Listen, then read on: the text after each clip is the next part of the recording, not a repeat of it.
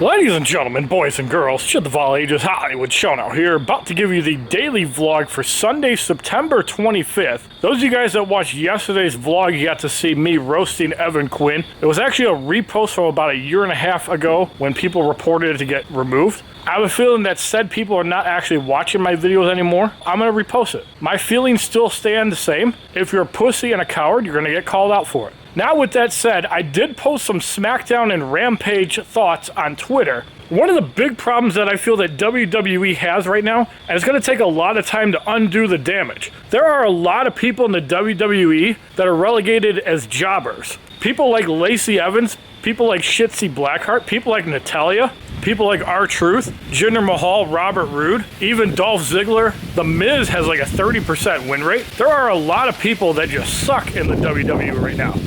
So in order to actually build up the undercard, you're going to have to not see main event talent for a while. For example, if you see Bobby Lashley in a match, 95% of the time he's probably going to win, unless it's a bullshit finish. Same thing with Roman Reigns. He's not going to lose a singles match, so you can pretty much guarantee that he's going to win. In order for these people to be a little bit more meaningful, guys like Bobby Lashley, guys like Roman Reigns, and even people like Karrion Kross, Drew McIntyre, and anybody else that is main event level like Braun Strowman should be used more as an attraction, kind of like you barely see Roman Reigns, and give other people time to shine. If you have matches that make sense in the undercard, like for example, when they were doing Ricochet versus Happy Corbin, Corbin is a good wrestler, but he's just been booked like garbage ever since he went to Constable Corbin and some other things. The problem is the main event guys barely lose. The mid-card guys even have a losing record. Let's say Seth Rollins, Kevin Owens, even people like Sami Zayn. And even if you're way over, like I know Sami Zayn definitely is with the bloodline, Kevin Owens has this fighting gimmick he's had for years.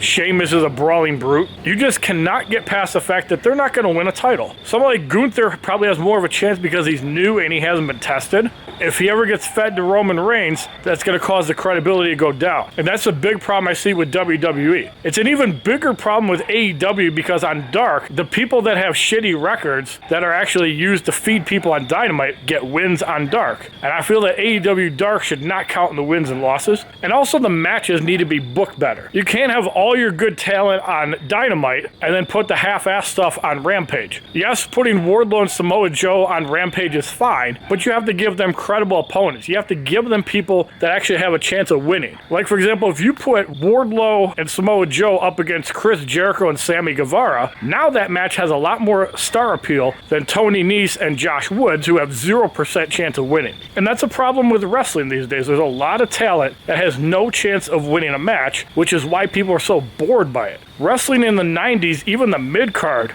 were pretty much booked well. I don't know if it's just because the depth of the roster is smaller. And this is why brand splits are stupid. Obviously, Rampage and Dynamite are the same company, but you're not going to see Jon Moxley or Chris Jericho on Rampage. You're going to see them on Dynamite. So what is the point? You're not going to see CM Punk on Rampage either. You're going to put all your big eggs there. Rampage is like the NXT of AEW, sad to say. Now, as far as this week goes, I will be grinding for 5-star Omega Sentinel Monday through Wednesday. Might take a little bit of a break Tuesday to go to Kroger before I actually get started streaming. But tomorrow I plan on streaming by 1:45, 2 o'clock. We'll get the intro going right away when I get home. I'll be grinding off the iPad. I was able to put up 12 million last Monday. Let's see if we can do it again. I'm also going to try to run Diablo Immortal bounties before I get off work Monday. So I'm going to be focusing on Diablo Immortal tomorrow, getting the bounties done before I even get off work, so I don't even have to look at it tomorrow. Tuesday I'm going to be grinding Arena. Wednesday I'm going to be grinding Arena. I also have a 2 terabyte M.2 SSD coming from Amazon. It's supposed to be coming between the 27th and the 30th. As long as I can get about 22 million, I can stop grinding a little bit early and go work on the Steam Deck, getting the hard drive put in. And Friday I have a baseball game. Saturday I'm going to the Renaissance Festival. If I continue doing these daily vlogs again, expect it to be really late on Saturday, as I'll probably have to put camera footage together from the Renaissance Festival. A little bit bummed I didn't get any footage from Disturbed other than concerts. But if you guys want to see some of the concert video recordings, I'll have to try to figure out how to do fair use. I'll upload those to the main channel.